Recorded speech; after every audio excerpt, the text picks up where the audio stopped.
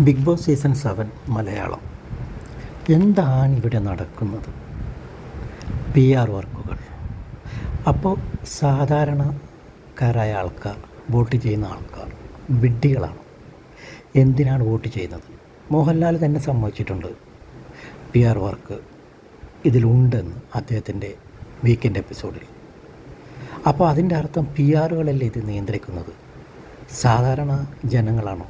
നമുക്ക് നല്ല രീതിയിൽ ഒരാൾ കളിച്ച് ജയിക്കുമെന്ന് തോന്നിയ ഒരാളെ എല്ലാവരും സപ്പോർട്ട് ചെയ്യും. പക്ഷേ അയാളെ താഴ്ത്തി കെട്ടി PRകൾ ആരാണോ അവർക്ക് പൈസ കൊടുത്തത് അയാളെ വോട്ട് ചെയ്ത് വിജയിപ്പിക്കും. അപ്പോൾ സാധാരണ ജനങ്ങൾ പിന്നെ ഈ ബിഗ് ബോസ് എന്ന് പറഞ്ഞ ഈ ഷോ കണ്ടിരിക്കേണ്ട ആവശ്യമുണ്ടോ? ഏഷ്യാനെറ്റിനും ഇതിന് ഒരു പ്രശ്നവുമില്ല.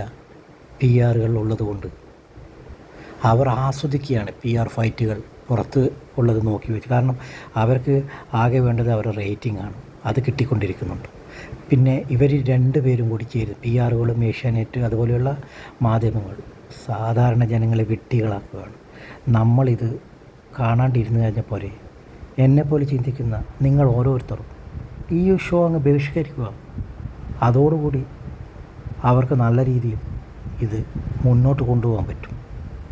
ഇപ്പോൾ അവർക്കറിയാം അവരെന്ത് ചെയ്തു കഴിഞ്ഞാലും ഒരു കുഴപ്പമില്ല, ജനങ്ങൾ പ്രതികരിക്കില്ല. എല്ലാ വർഷവും ഞാൻ മെസ്സേജുകൾ കാണാറുണ്ട്, ഞാൻ ഈ വർഷം ഇനി അടുത്ത വർഷം മുതൽ കാണില്ല ഏഷ്യാനെറ്റിൻ്റെ ബിഗ് ബോസ് ഷോ, അങ്ങനെയാണ് ഇങ്ങനെയാണ്. പക്ഷേ എല്ലാ വർഷവും ആളുകൾ കണ്ടുകൊണ്ടിരിക്കും.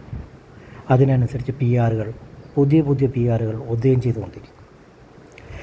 ഇതിൻ്റെ ഇടയിൽ വിഡ്ഢികളാവുന്നത് നമ്മൾ സാധാരണക്കാരാണ്. ചിന്തിക്കൂ, പ്രവർത്തിക്കൂ.